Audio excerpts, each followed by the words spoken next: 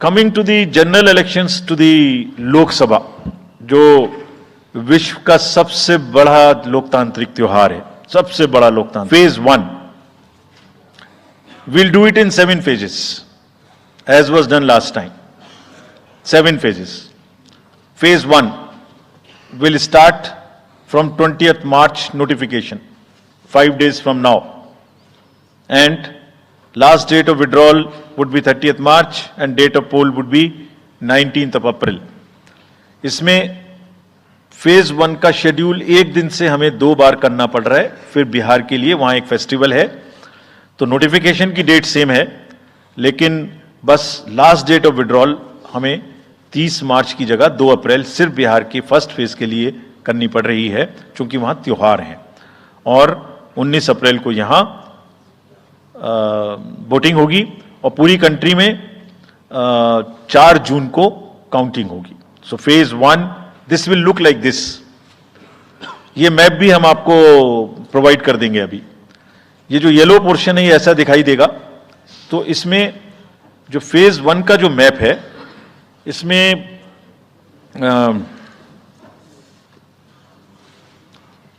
North east नीचे Tamil Nadu, Rajasthan, centre में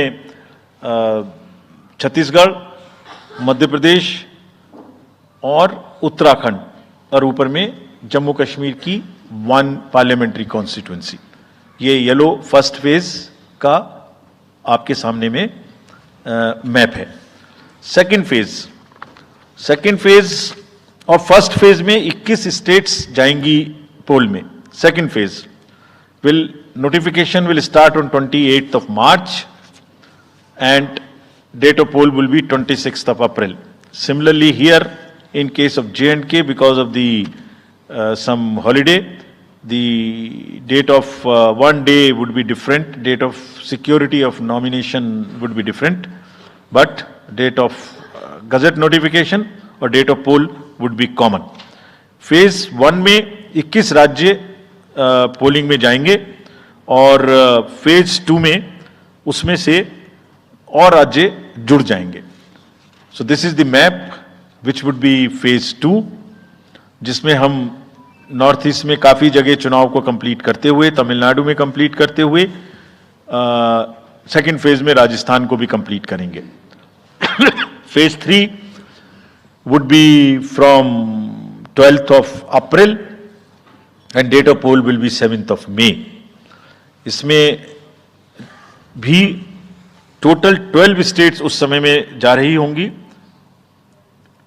और इस फेज में 3 नए राज्य में चुनाव शुरू होगा. इसका मैप कुछ इस तरह से दिखाई देगा.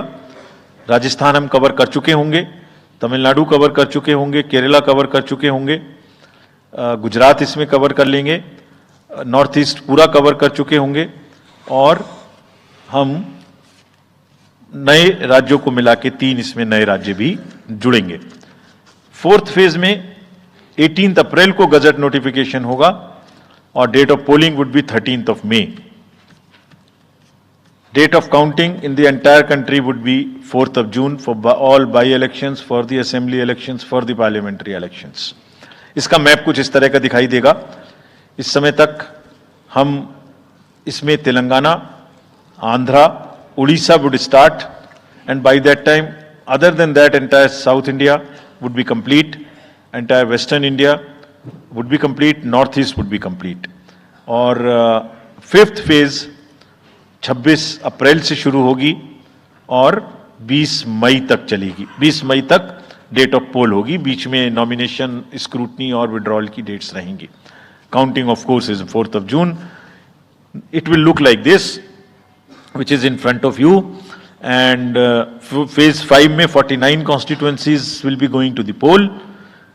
Phase 6 में 57 constituencies will go to the poll, starting from the gazette notification on 29th of April and finishing on 25th of May 2024. इसका मैप कुछ इस तरह का दिखाई देगा कि मोस्टली यूपी, बिहार, बंगाल, उड़ीसा और साथ में कुछ नॉर्थ का पोर्शन चालू रहेगा. Last phase 7th phase notification will be on 7th of May and polling on 1st of June. तो last polling would be on 1st of June and counting on 4th, and इस phase में पूरा पंजाब हरियाणा भी शामिल रहेगा, Bengal, Bihar, Orissa. This is how the map will look. Yellow denotes the first phase and accordingly the legends are given. We will share this map also with you, ताकि आप इसे अपने साथ रख सकें, इसके हिसाब से देख सकें. ये भी कोशिश की है हमने, और अगर पूरी फेज वाइज हम पिक्चर दें, ये भी एक अच्छी स्नैपशॉट है, जिसमें फेज 1 में 102 कॉन्स्टिट्यूएंसीज, फेज 2 में 89, फेज 3 में 94, फेज 4 में 96, 49, 57, 57. So we'll start with the 102, the largest, slowly come down and finish northeast, move up from the south and finish the western area. तो इसमें वेदर और हर चीज का ध्यान रखते हुए काफी सोचने के बाद ये शेड्यूल बनाया गया है.